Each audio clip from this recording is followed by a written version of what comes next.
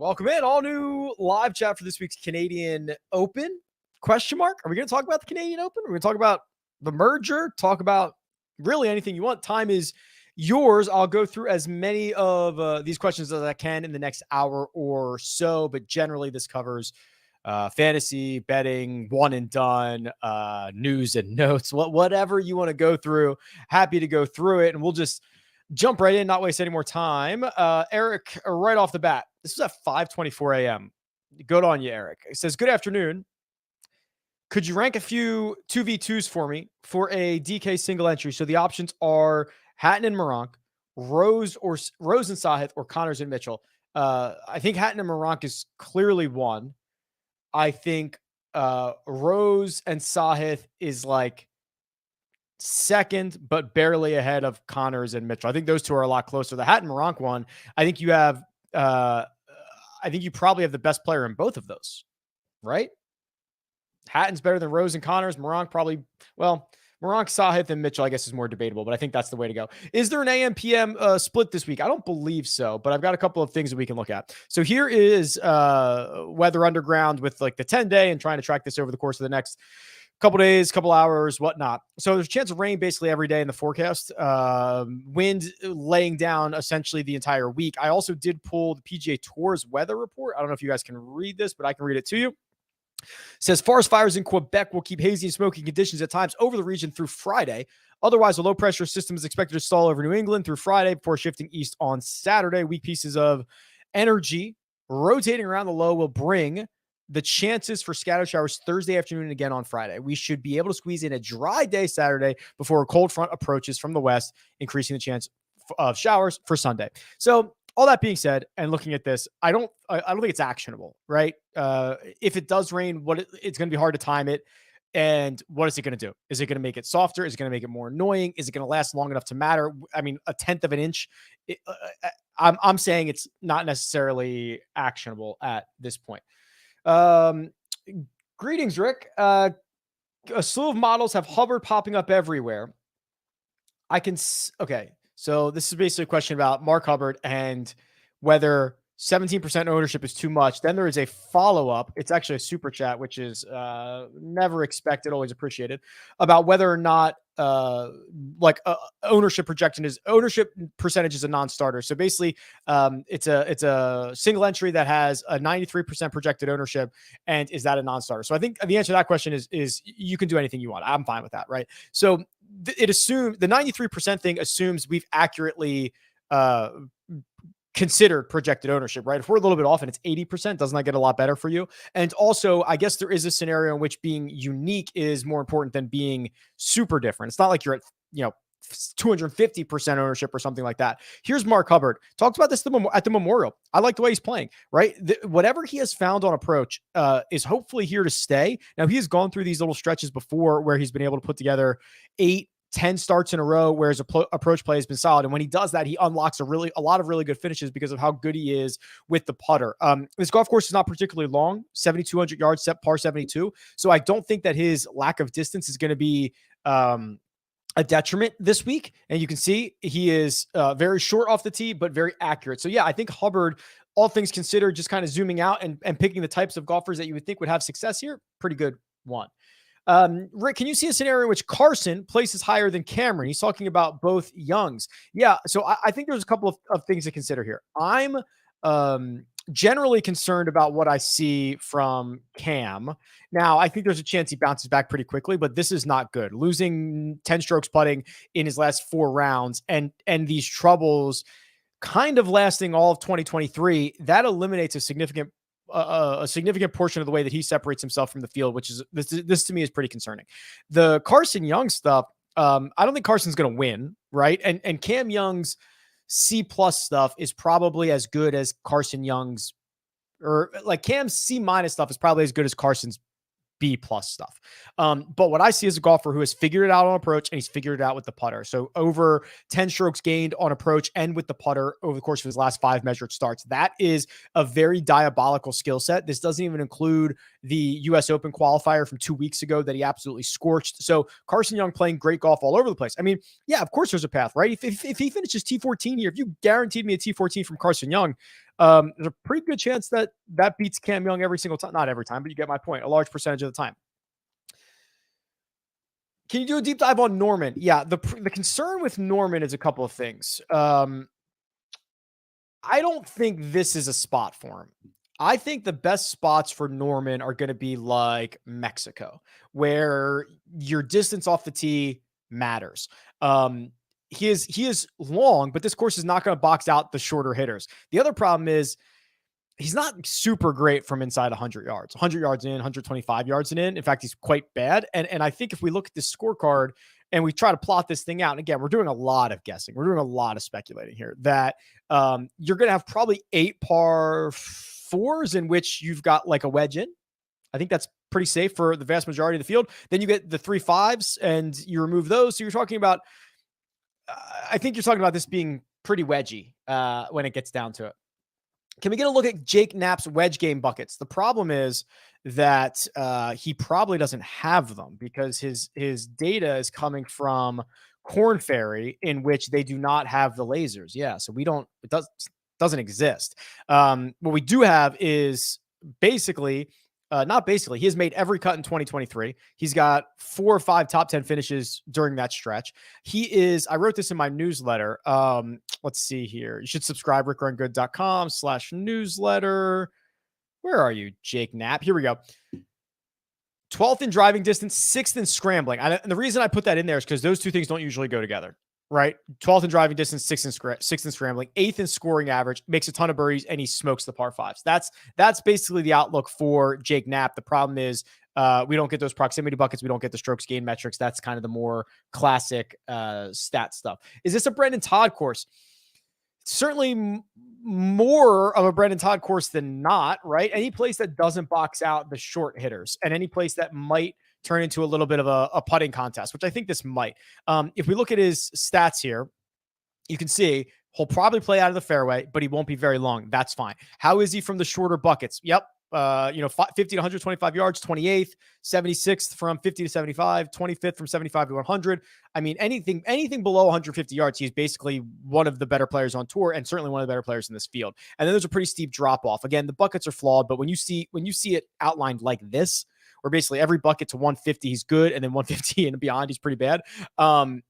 This is absolutely a Brendan Todd spot. Yeah, absolutely. Hey, Rick, great content. Thank you. Hoiberg or Aberg, or excuse me, Højgaard or Aberg. Also, Dylan Wu or Cockrell. I think it's still Dylan Wu, though I am interested in Aaron Cockrell. And then Højgaard or Aberg is a little bit more interesting.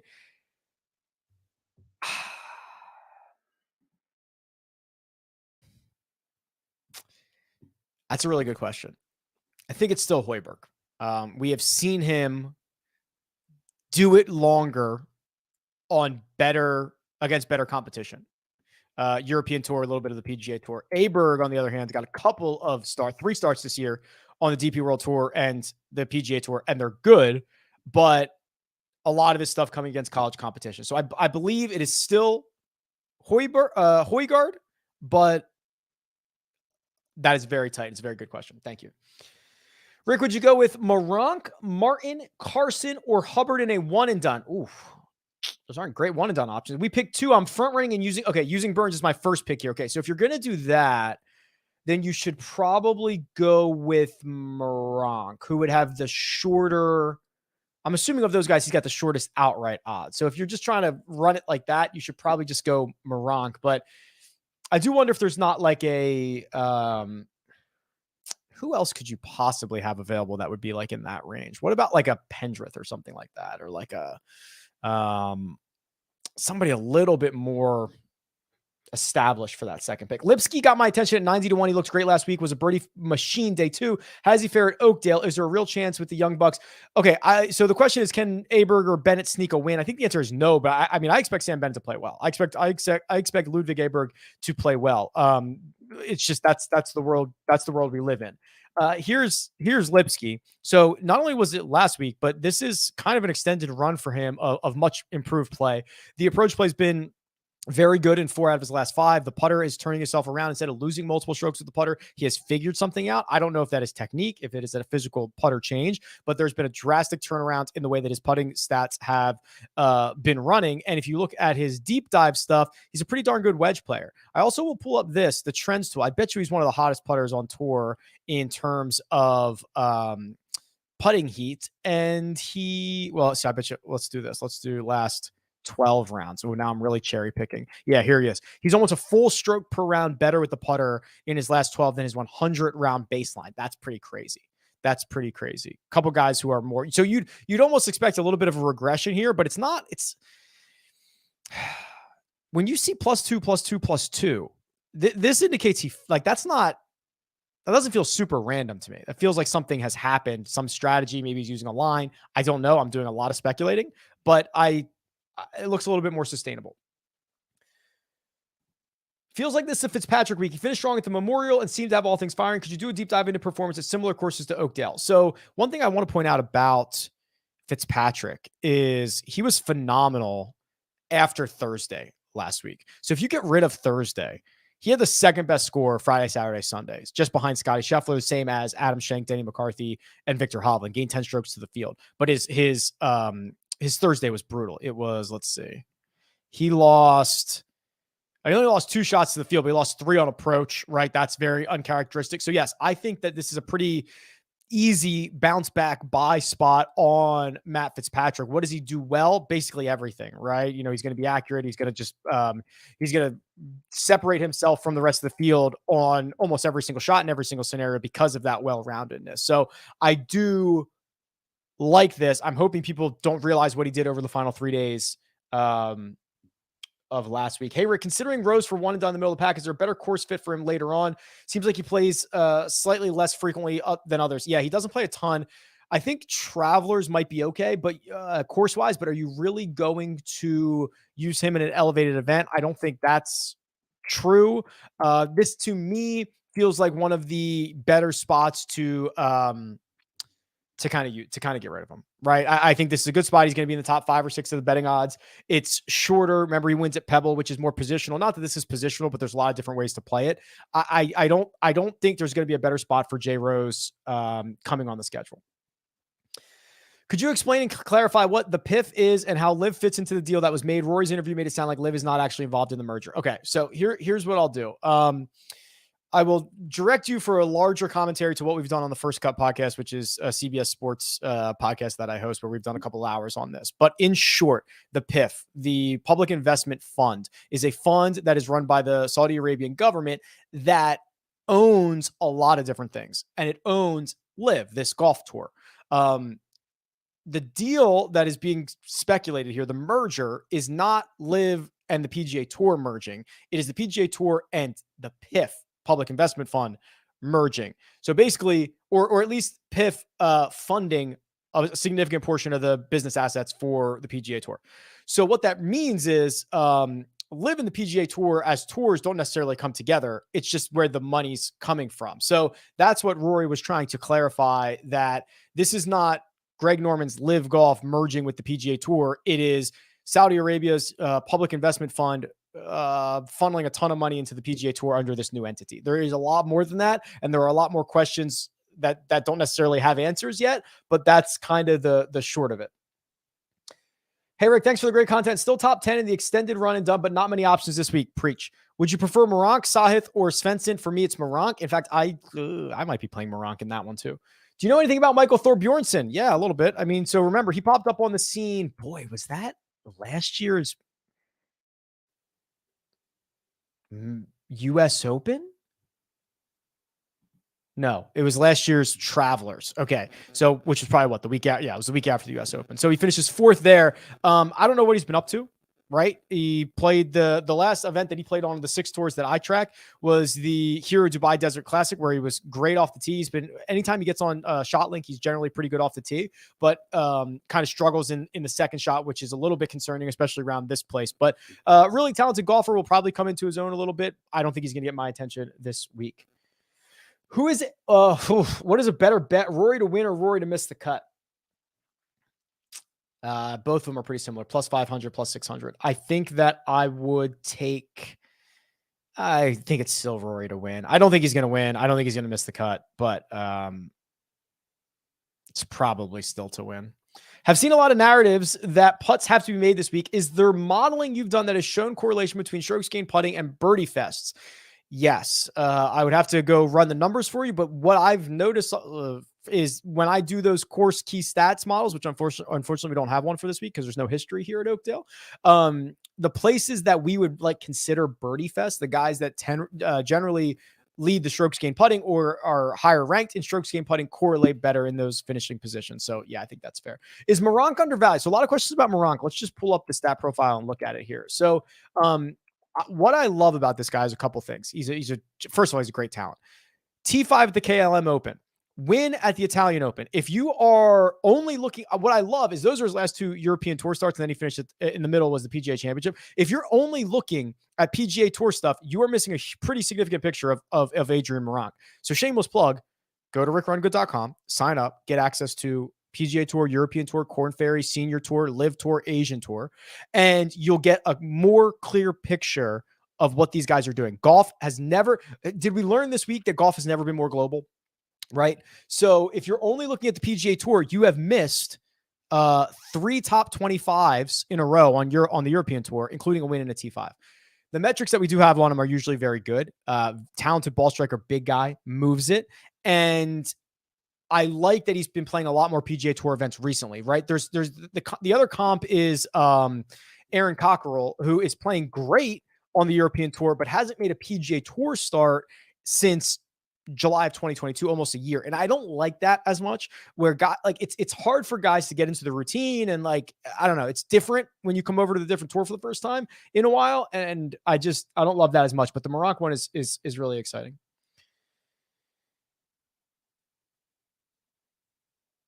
I think I missed the first part of that comment because the question doesn't make any sense. This one says thoughts on Twitter tracker accounts. Yeah.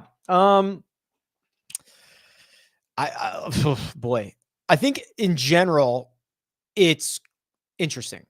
I think having a hyper focused view on something is the way to go. In my business, right? Do you know how many people in the world spend full time on golf data? Very few. And I think that's good, being specialized in something. The tracker accounts, being able to provide as much information as humanly possible on one player is pretty interesting. And when you are interested in that player or you need to know something about that player, it's pretty good. Unfortunately, a lot of these accounts are way out over their skis of I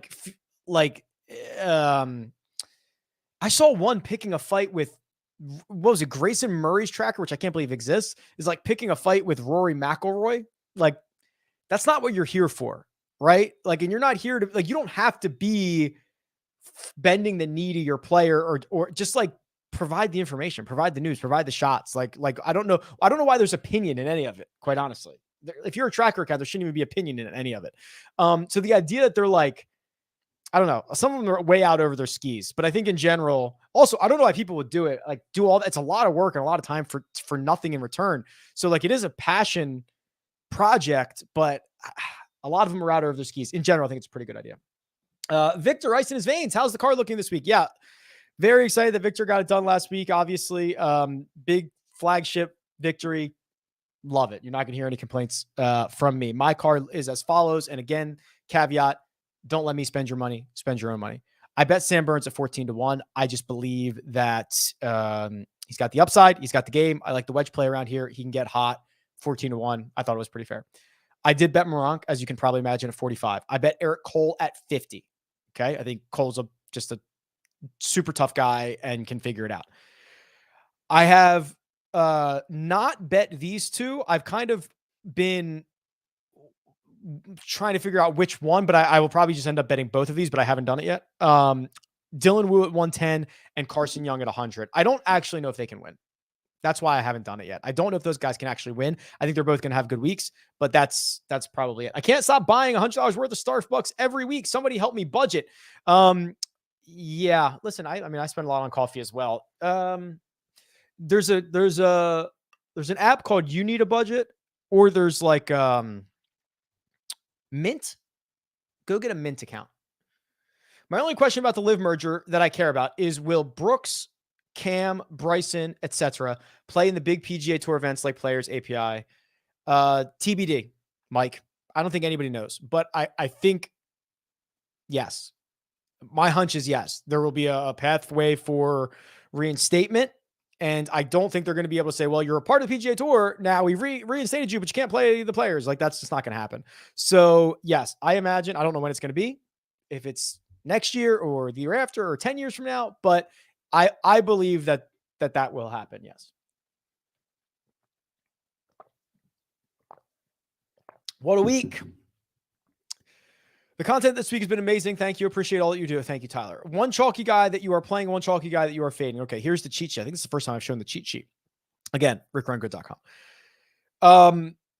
One chalky guy that I'm playing, one chalky guy that I am fading. One chalky guy that I'm fading is Cam Young. It's just like uber chalk at 26% projected ownership, coming off of 2 missed cuts. I hate the putting stuff, and there's a lot of really good pivots right below him. So not doing that. Chalky guy that I'm playing would probably be Eric Cole. 14%. He's basically the highest owned in the $7,900 range. Just coming off of, he's got 3 top 25s in his last 4 starts. He's got the 5th place finish here. I just like his game. I like it a lot. And especially on a golf course, it's not particularly long. So good question.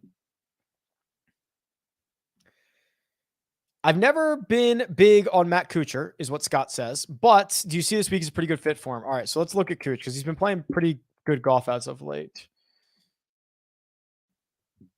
So here we go. Oh boy. Maybe I was thinking it hasn't been that good, actually. So 62nd at the Memorial, but he hemorrhaged strokes, I'm assuming, on the weekend. Missed the cut at the PGA. That's actually not that bad. T43 at the Byron Nelson. Then he was good before that. A couple of top 20s in a row, including a 3rd place finish at the Texas Open. Boy, that's a little bit concerning. Losing 7 strokes on approach around Muirfield Village is a little bit concerning because that's a place he's generally been pretty good at. If we zoom out from that, he's a very good wedge player, and he's not very long. So in theory, this should be pretty good. And he's a good putter. What happened here? Do you mind if I take a second and just figure out what happened with Matt Kuchar? It must have all happened on the weekend, because if he did it on, it was really just all on Sunday. Lost 8.5 strokes on approach on Sunday.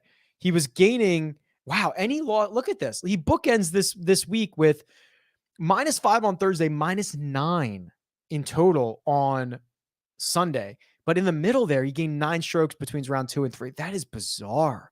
Truly bizarre. I like the upside. I'll tell you that. That 5.95 is probably one of his better rounds of the year. It is. It's the best round of the season. Followed it up with his worst round of the season.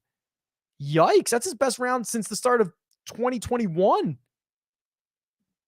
I don't mind the upside. Get it, Cooch.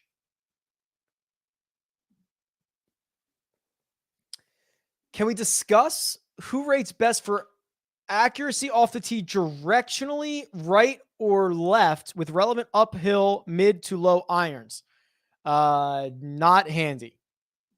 That would take me a deep dive. Love the concept. Can't answer it right now.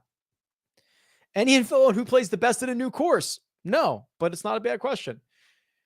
What would you say to someone who's not sure they can support a tour funded by a country as repressive and homophobic as Saudi Arabia? I would say you don't have to.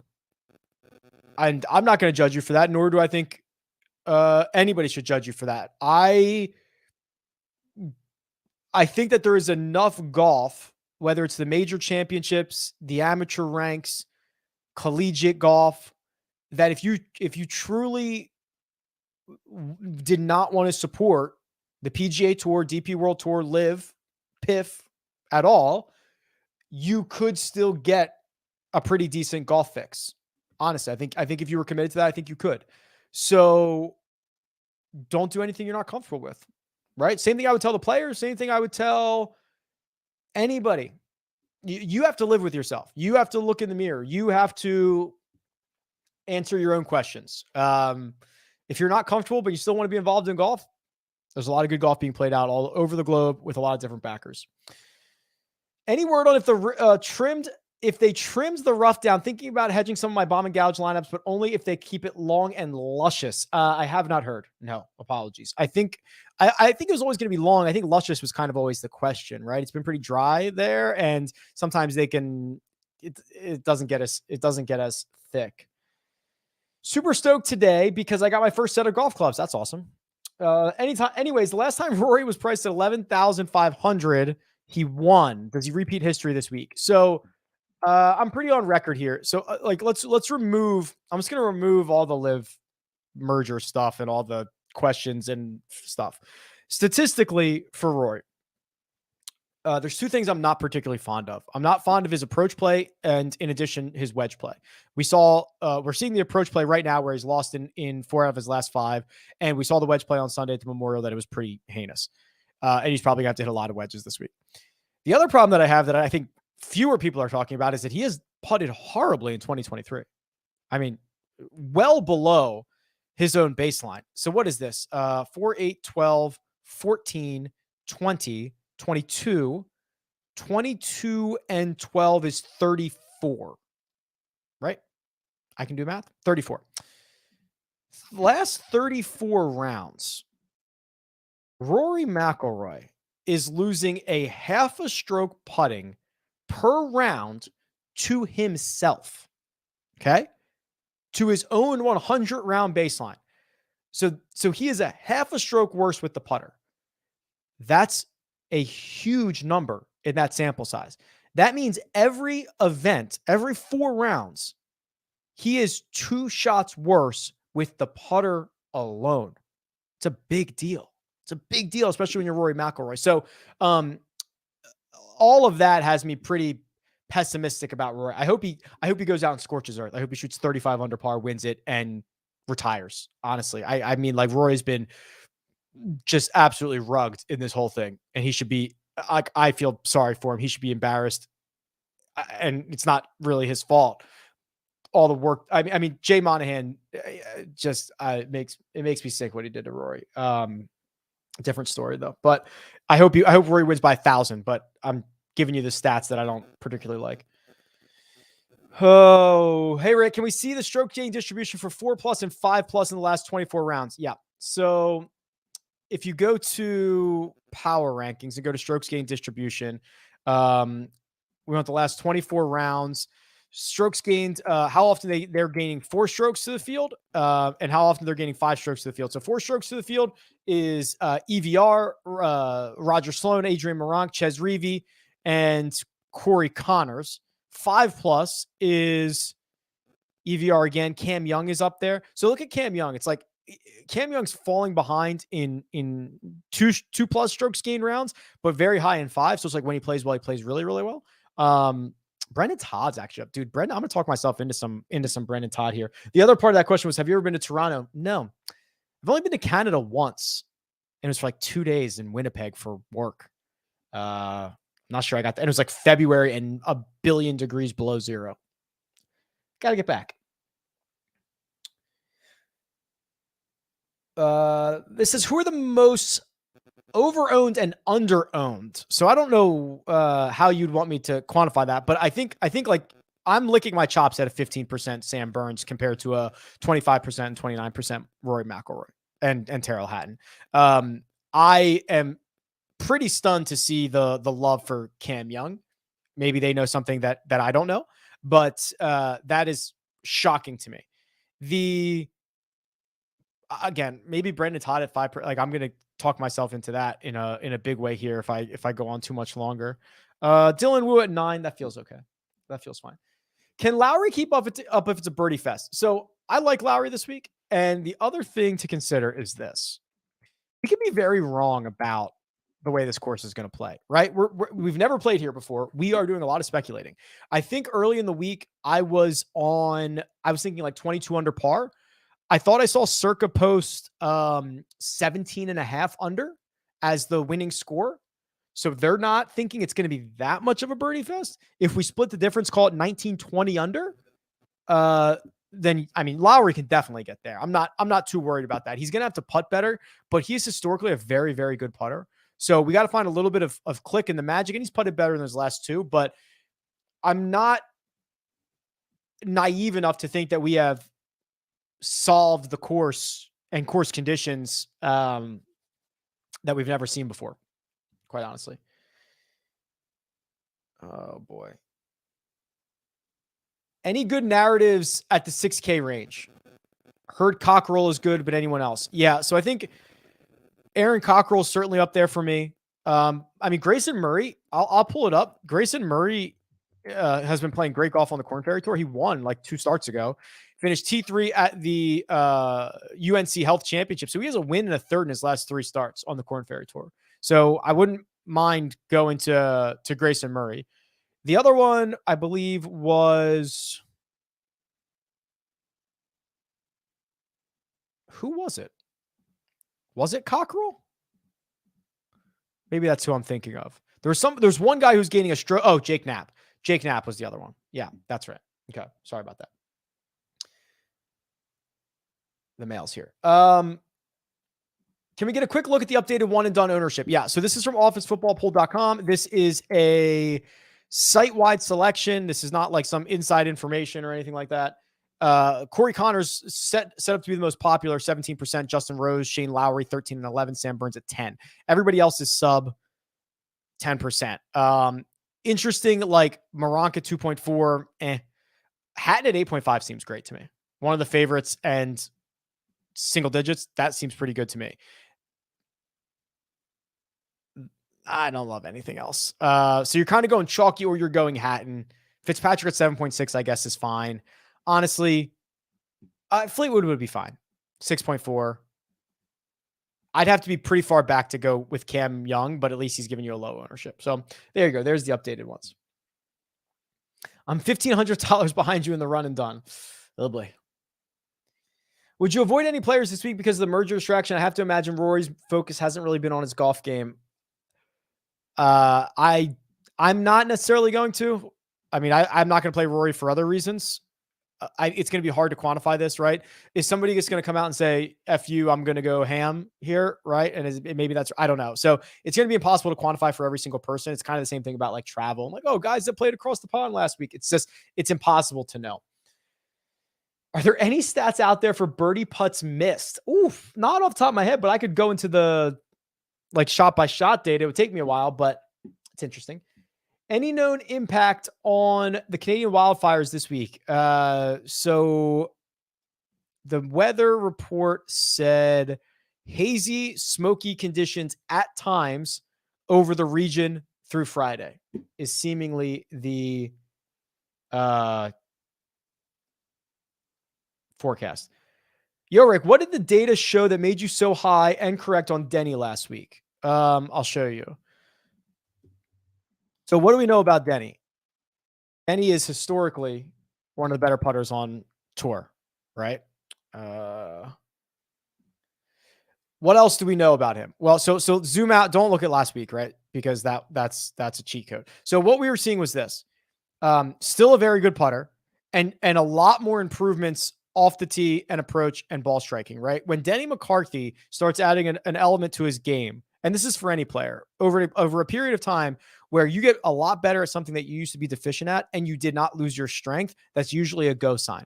It's usually a go sign. So Denny had been striking it a lot better. It's not Colin Morikawa stuff, but it's way better. I mean, look at this from the past. A lot of red in these ball striking categories. It used to be completely mirrored, where the left side of his stat profile would be red and the right side would be green. And we started to get a little bit of blurring there. You can see it in green on the left without losing the green on the right. And then I think the rest of it was, okay, how has he played at elevated events or hard courses this year? Well, you look at Quail Hollow, both elevated and difficult golf course. He finished T8. RBC Heritage, elevated event, he finished T25. Players, T13, hard and deep. Genesis, hard and deep. T14. So I think he was telling a story of constant improvement, and he got nabbed by Victor in a playoff. It was a great week. With the lived PGA news, do you think it will affect anyone's play? Oh, I kind of answered that one already. I thought that was a different question. A couple of guys who are bullish on in Jock market this week. Yeah. All right. So here's my Jock market from last week. So Denny McCarthy, I had Austin Eckroat, and I had Justin Suh. Justin Suh I probably should have sold after Friday, right? Because I could have got, I don't know what I could have gotten. I could have gotten I probably could have gotten like $15 a share from him, or maybe even $13 a share. And I ended up holding and him getting what? $3.80 a share because of that fall to T41. So I probably should have sold him, but I did hold Denny, which ended up working out well. So RBC Canadian Open, I would point out a couple of guys here. Where's Dylan Wu? Okay, I'm going to favorite Dylan Wu. I want Aberg. I want Sam Bennett. Sam Bennett not in here. Are we not getting a Sam? Oh, no. I'm going to have to call the guys and say, get me some Sam Bennett. Now I'm going to have to be interested in Brendan Todd, right? We kind of talked about him. So the good news is what I'm doing here is I'm just looking for guys to outperform their expectation. I don't need them to win, and these guys are probably not going to win. But that's okay, because as long as they beat their expectation, I'll be fine. So let's put a couple of these in here. Go to my favorites. So Brendan Todd, their suggested is 716, which at $7.16, that would be 21st or better. Can Brendan Todd finish 21st or better? I would actually probably like a better number than that. So what I'll try to do is I'll try to get him a little bit cheaper. I'll try to get him at like 675 per share. Whoops. 675 per share, which would be like 23rd or better. I'll put that bid in and see if I get that tonight when IPO closes at 9:00. The other one, let's see Dylan. Yeah, Dylan Wu 291. Like, come on. I'll go to 350 on Dylan. Give me like 20 shares of that. 47th or better. I would probably go higher than this. Don't tell anybody. Don't go bid him up for me, but I would probably go higher on Dylan Wu. And then Aberg, what's the community going to do on Aberg? If I do $5 a share, 34th or better, let's do that. Okay. We'll submit those. So those would be some guys I would target. Again, they just have to beat their expectation, which they tell you in the guaranteed payouts, what position he has to finish. So love that for guys like us. I have a promo code. It's Rick. There's a link in the description. You can get a $100 deposit bonus and sign up and play along.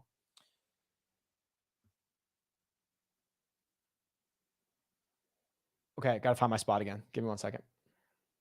A European to win is paying even money. Is that a good bet? Most of the top of the board is Europeans. So you get McIlroy, Hatton, Fitzpatrick, Rose, Fleetwood, Lowry. I mean, you're getting 6 of the top 9 guys. Now, there's a pretty. I think one of them has to win for you, because then it's like Sahith Kuchar, Keith Mitchell, Adam Hadwin, like guys that are not Europeans. I don't mind that. That's actually a pretty fun one too. I like that. Is there any data that shows a golfer will do better in groups of great players? Yeah, but it's really noisy because guys don't play together enough, and also it's hard to say. Did he play well because he was playing in a group of stars in a featured group, or did he play well because he was going to play well? So it's kind of hard to say. Thanks for all you do. Best website out there. Appreciate it. I'm waiting for somebody to ask if there are stats in forest fire, smoke filled air. Top 10 in one and done. Is Rose a wise pick? Yes, I think it is. That's pretty funny. Backed by absolutely zero data, I have this good feeling about Nick Taylor. I do not have a good feeling about Nick Taylor. Let's look together. We can do this together, but I looked at him earlier this week and I do not remember being all that impressed. Yeah. So back-to-back missed cuts. He finished runner-up at the Zurich, but again, that's like so hard to like, I don't know. T41, the RBC Heritage. Ball striking numbers are not particularly strong. He is seemingly reliant on the short game. And while I was very impressed with him in Phoenix, and I watched a lot of him in Phoenix, hard to get that excited. I mean, if he gains 4 strokes on approach, like he did the Valspar, great. But is there a lot of evidence that that's coming? Probably not. Probably not. Rick, could you do a deep dive on Bryce Garnett? He is $6,700 and has made 6 of his last 7 cuts. Okay, sure. Bryce Garnett. Well, first off, he's made 6 of his last 7 cuts. No, I'm just kidding. Yeah. We don't have the breakdown from Punta Cana where he finished T8. That's his best finish. The rest of them are like pretty weak made cuts, right? T77 in Byron Nelson, T33 in Mexico, lost strokes ball striking in both of those. Again, we don't have the numbers from Puerto Rico. This is a very average golfer. What is his upside? Is it T8 in a field at Punta Cana where we don't know how he did it, which is his best finish since the Puerto Rico Open, which of course we don't have, of March of 2022. So I don't see a lot of upside here. And I think there are probably like $6,700 guys with more upside, like Callum Tarrant, freaking Peter Malnati, right? Kramer Hickok has been playing better golf. Probably like all those guys more, honestly. Kyle Westmoreland's even cheaper and he's been playing well. How many different models have you made this week? Too many, man. Too many. I was messing around. So this is the custom model at RickRunGood.com. I'll zoom in so you guys can kind of see it a little bit better. I was messing around with this where I was just like, all right, I'm just going to go pure strokes gain distribution and just do 40 on 2+, 30 on 3+, 20 on, actually, no, I think I did it the other way. I think I did 40, 30, 20, 10, counting down from 5+ to 4+ to 3+ to 2+, whereas basically just like, give me all the, like, I want upside and I'll hedge it with like a little bit of safety. And it's like Rory, Cam Young, Justin Rose, Sam Burns, like Webb Simpson's up there, believe it or not, MJ Duffy, shocker of the century. But, yeah, I've made a lot this week, and because there's so many unknowns, right? Usually, what I can do is I can look at the key stats and have a pretty good pro. So I've done very simple ones, very complex ones. I've done some leverage ones, Canadian Open leverage. So yeah, I've got a bunch of different ones in here, but go check it out, RickRunGood.com. Favorite player from $7,500 and below. That answer is probably Hubbard. Yeah, I think Hubbard's fair. All things considered, Hubbard.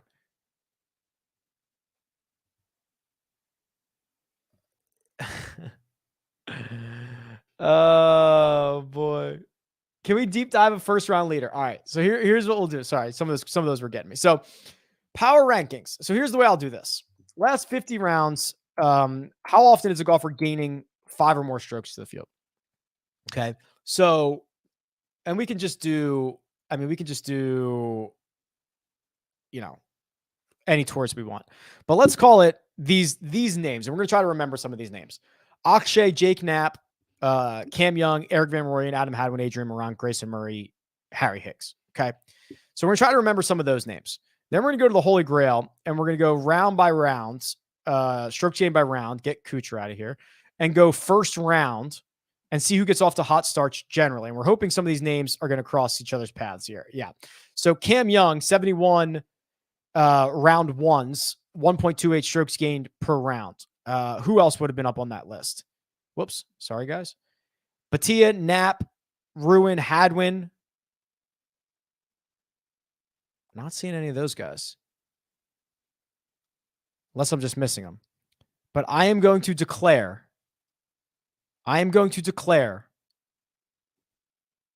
this week's first round leader is either Cam Young or MJ Duffy. Easy game. Is Scott Piercy having a resurgence?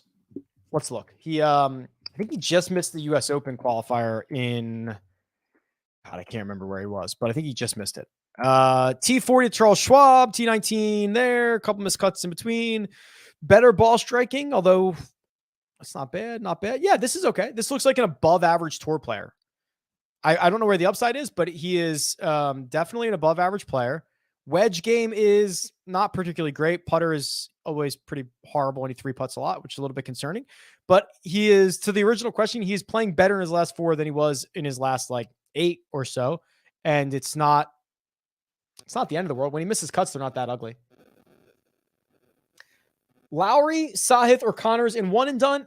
Pretty dependent on your position, but I think in a vacuum, Lowry. Does Moronk really deserve to be priced 8,600? I think so. Thoughts on Ben Martin? Approach and putting have been stout. Here's Ben Martin, and his approach and his putting have been stout.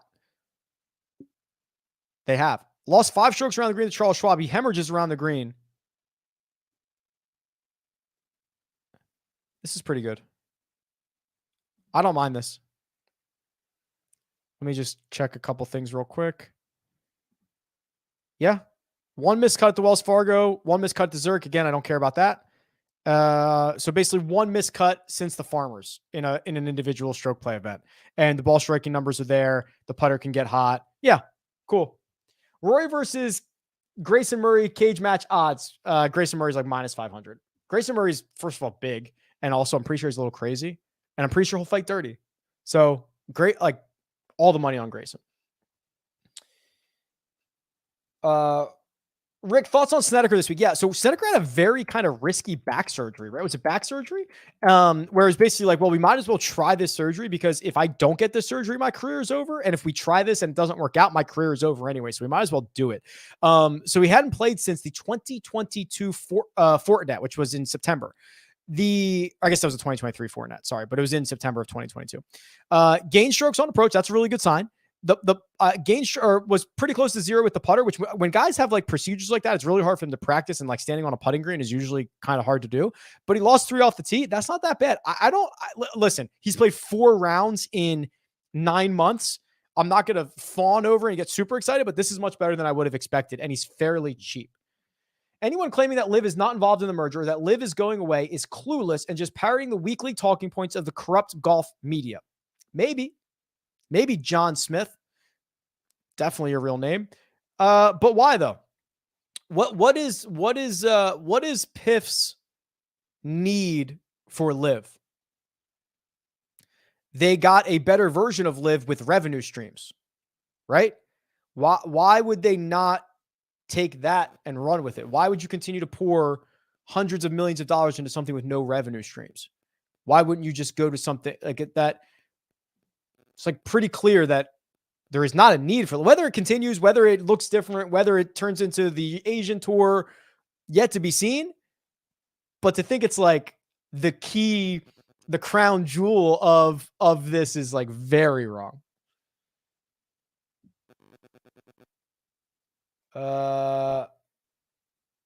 It's model time. All right. I'll run you a new model, Alan. Let's do it. All right. I've run a lot of different models this week, and I've gone back and forth, and I don't really know. So let's do a couple of things. I'm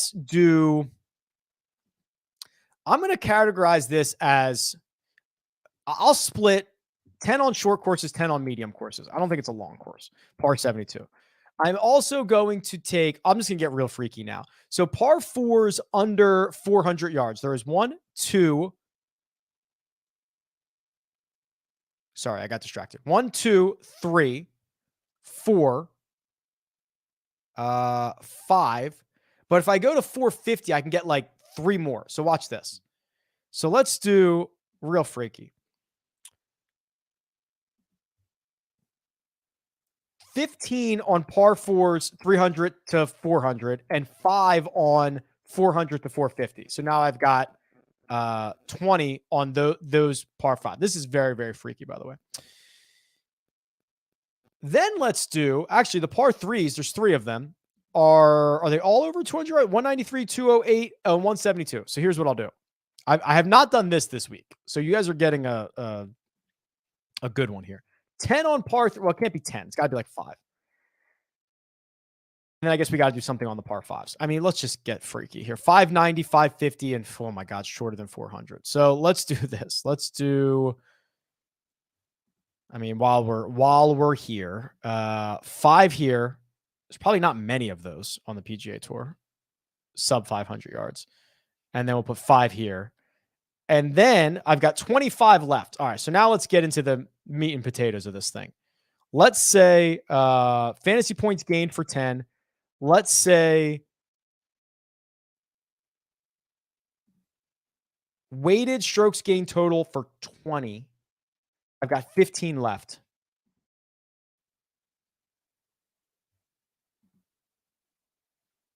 Let's do, this is so tough. Let's do 8 on birdie or better, 7 on bogey avoidance. My number 1 golfer is Matt Fitzpatrick.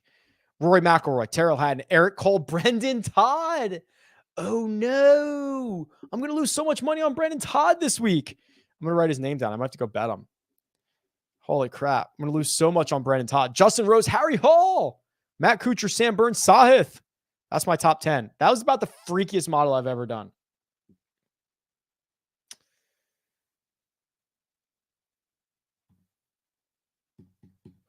Is there a way to view similarity scores in golf like baseball? M-Dub, you should probably email me about this. So similarity scores in baseball, is that by player, right? So it would say Mike Trout is similar to Billy Bob or whatever, right? I couldn't even name another guy. Or would it say like JT Realmuto is, I'm getting deeper into this. Who would be like two guys? This is bad. Trey Turner is similar to, why can I not name another active shortstop?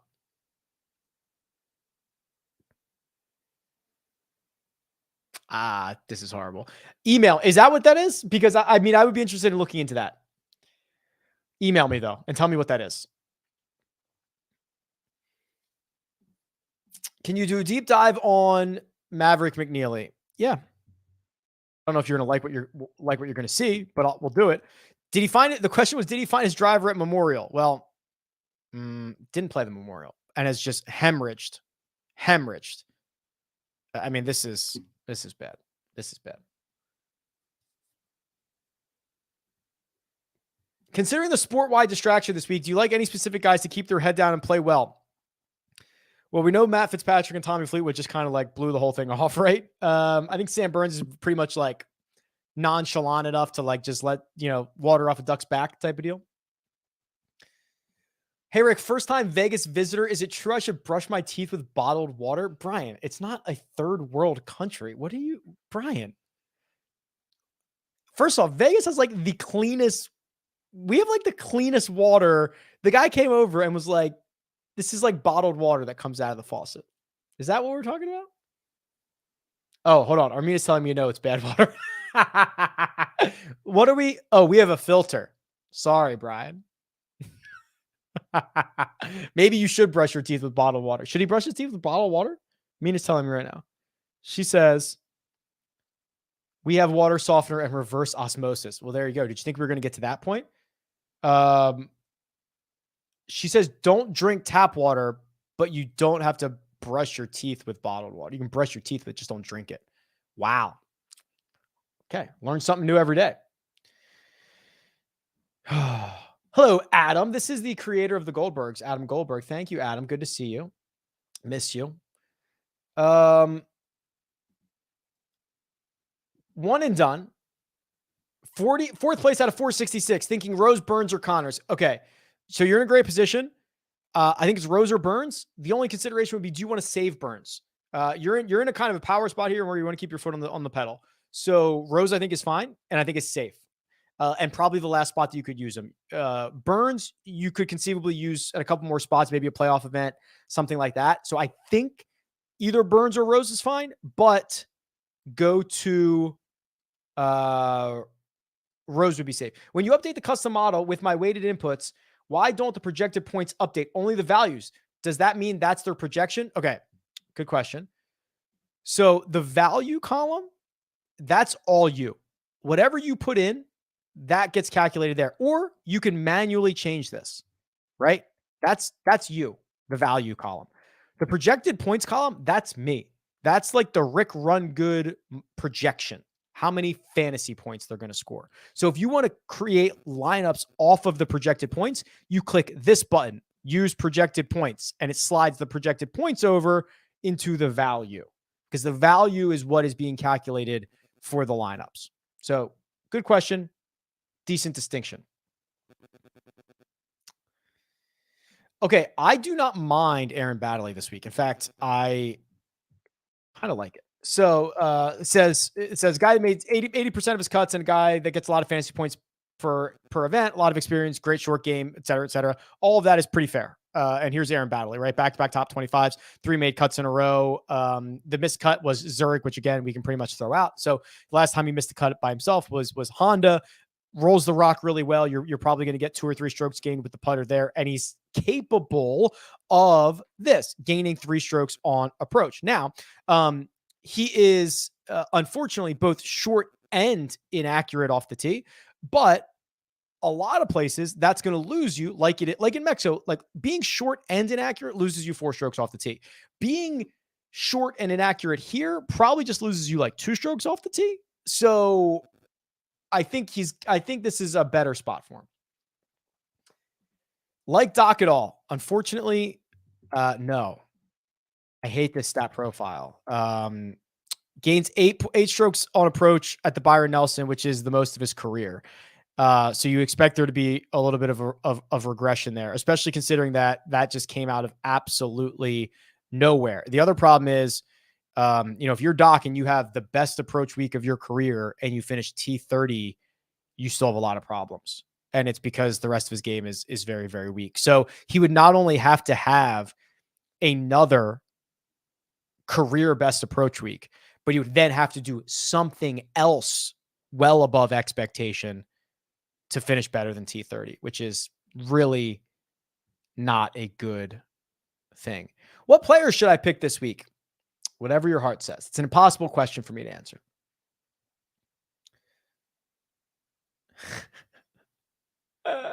I don't know. Is it? Someone says, is rugged a Philly expression? Never heard it before yesterday's first cut. No, it's short for rug pulled out. I don't know. Maybe it is. I don't know. Somebody got rugged, like they got pantsed, right? I don't know. Maybe it is.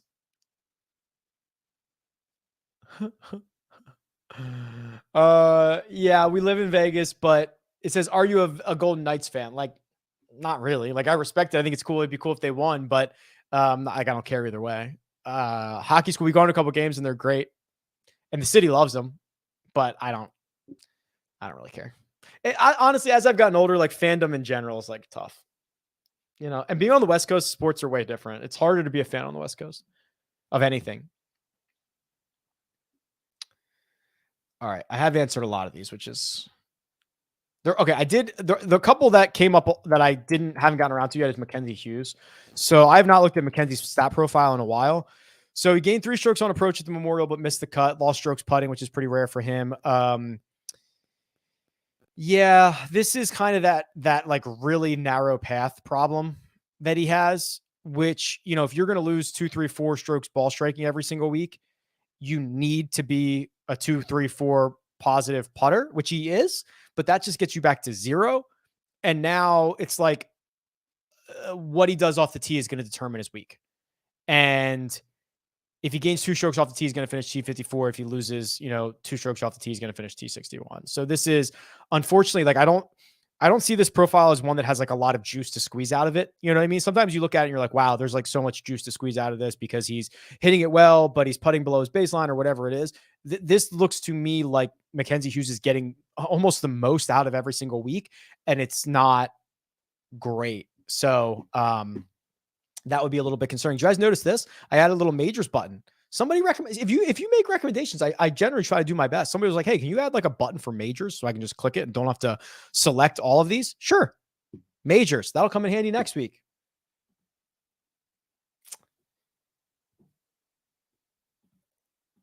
Here's Andrew Novak. As Tyler wants a deep dive on Andrew Novak. Okay. Does make a lot of cuts. I do like the approach numbers. It's generally not a bad profile. 9th at Texas Open. Let me dive a little bit further into this. He's okay. He's kind of like a middle iron guy, but he's not the worst in the world. He's not the worst in the world with the wedge, but he's better with like a 9 or 8 iron, it looks like. Putts it okay? Yeah, okay. Okay. I think I've been talked into this. Gained tee to green in 5 straight. The putter can get hot, but it's generally positive anyway. Proximity buckets, which whatever, are probably fine. And he probably will still lose strokes off the tee, but I bet you'll only lose like 1.5 instead of 3.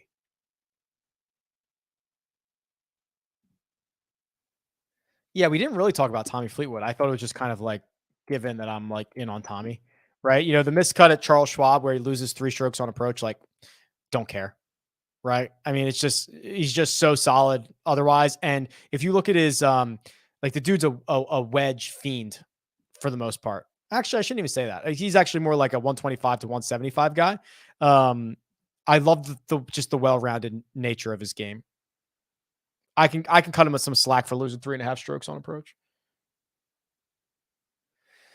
Who are you looking forward to? This is from HV3 Tracker. Looking forward to betting on again if they come back to the PGA Tour. Neiman. Neiman's like the guy that Neiman was like the guy that wins Riv wire to wire. All the talent in the world. What's he going to grow into being? And he goes to live. It's like, ugh. I wanted to see that natural progression. Fleetwood for one and done, if you're towards the top of the board, or actually, I think he was only like 6%. Yes, he's pretty usable in most places.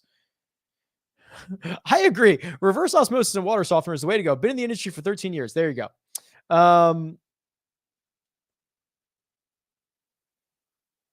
Take care of your eyes, Rick. I hope you eat lots of carrots. Thank you. I love Jock Market, but it's stressful. So agreed. Steele or the animal, Jim the Animal Steele. That's why I just recommend putting all your bids in now. Don't worry about like the flurry at the end. Just like let it take care of itself. You could check at 9:05 to see who you got. But like, I agree. It is very stressful in the moment.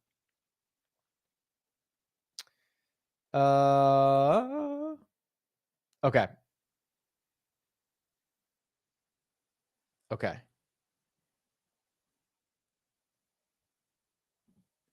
Is there a way to show on your site the probability of a golfer finishes in the optimal lineup versus their ownership percentage? No, but I can work on it. All right, that'll do it. Very busy schedule today, as you can imagine. I've got to go eat lunch right now. I've got to get a haircut.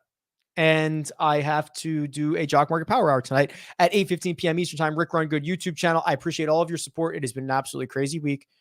There's a lot more craziness to come, but no matter what, somebody every week is going to win the golf tournament. There is going to be an optimal lineup. There's going to be guys that finish inside the top 10 and the top 20, and we'll talk about it. And there's going to be data and all that fun stuff. So take a breath. I'm just trying to convince myself that as well. Next week is the US Open. I will be in LA. So this live chat might be like earlier in the day or later in the day so I can be at the golf course. So we'll figure it out. Stay tuned for that. Goodbye.